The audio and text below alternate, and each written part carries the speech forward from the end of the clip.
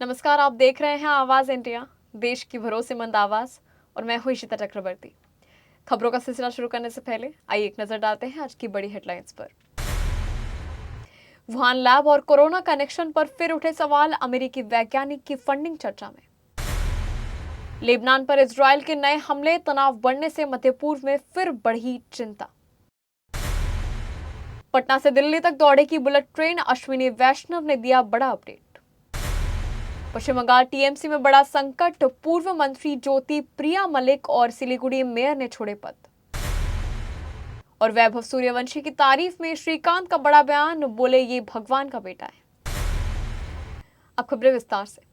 Corona virus की उत्पत्ति को लेकर वुहान लैब एक बार फिर चर्चा में आ गया है।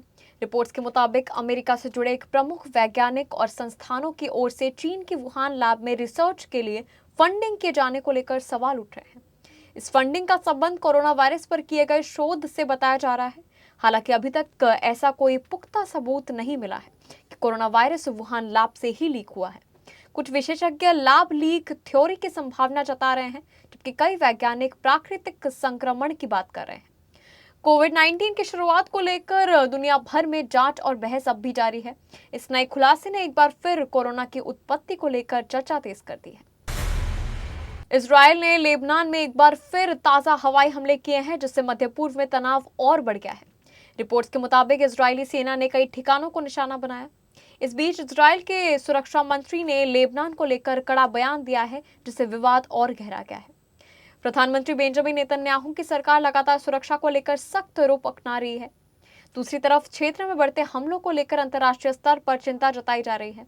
लेबनान और इजरायल के बीच जारी तनाव से युद्ध के विस्तार का खतरा भी बढ़ता नजर आ रहा है। दोनों देशों के बीच हालात पर दुनिया की नजरें बनी हुई है। राज्यसभा चुनाव के नतीजों के बाद बीजेपी नेतृत्व वाले एनडीए की ताकत और बढ़ गई है। गठबंधन ने 26 में से 19 सीटों पर जीत दर्ज कर ऊपरी सदन में अपनी स्थिति मजबूत कर ली है।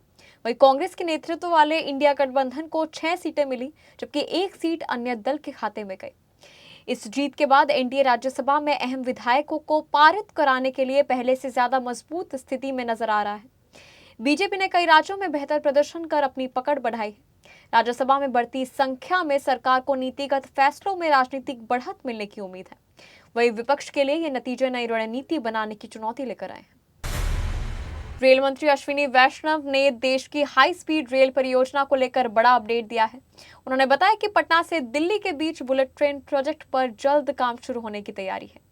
इस प्रस्तावित कॉरिडोर से बिहार और उत्तर भारत के यात्रियों को तेज और आधुनिक रेल कनेक्टिविटी मिलने की उम्मीद है। रेलवे लगातार देश में हाई स्पीड रेल नेटवर्क बढ़ाने पर काम कर रहा है। इससे यात्रा का समय कम होगा और राज्यों के बीच कनेक्टिविटी मजबूत होगी। अश्विनी वैष्णव ने कहा कि आने वाले समय में बुलेट ट्रेन देश के कई हिस्सों को जोड़ने में अहम भूमिका निभाएगी। पश्चिम बंगाल की सत्तारूढ़ तृणमूल कांग्रेस में अंदरूनी संकट बढ़ता नजर आ रहा है। पूर्व मंत्री ज्योति प्रिया मलिक ने स्वास्थ्य कारणों का हवाला देते हुए पार्टी के सभी संगठनात्मक पदों से इस्तीफा दे दिया है। वहीं सिलीगुड़ी नगर निगम के मेयर गौतम देव ने भी अपने पद से इस्तीफा दे दिया है।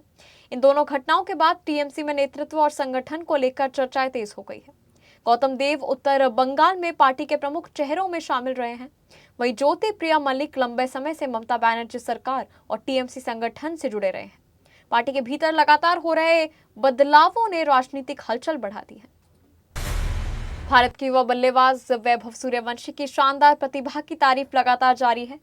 1983 वर्ल्ड कप विजेता टीम के सदस्य और पूर्व भारतीय कप्तान कृष्णमाचारी श्रीकांत ने वैभव को लेकर बड़ा बयान दिया है। उन्होंने युवा खिलाड़ी की तुलना महान बल्लेबाज सचिन तेंदुलकर से करते हुए उसे भगवान का बेटा बताया। श्रीकांत ने कहा कि वैभव में भारतीय क्रिकेट का भविष्य बनने की क्षमता है और लोग उसे खेलते देखने के लिए उत्साहित रहते हैं। कम उम्र में वैभव ने अपने आक्रामक बल्लेबाजी अंदाज से क्रिकेट जगत में अलग पहचान बनाई है। उनकी प्रतिभा और निडर खेल की कई दिग्गज खिलाड़ी तारीफ कर चुके हैं। हालांकि श्रीकांत ने यह भी कहा है कि वैभव पर ज्यादा दबाव नहीं डालना चाहिए ताकि वो अपने खेल को बेहतर तरीके से निखार सके। खबरों के सिलसिले में अब तक के लिए बस इतना ही। तब तक के लिए आप बने रहिए आवाज इंडिया के साथ, सच्चाई की खोज।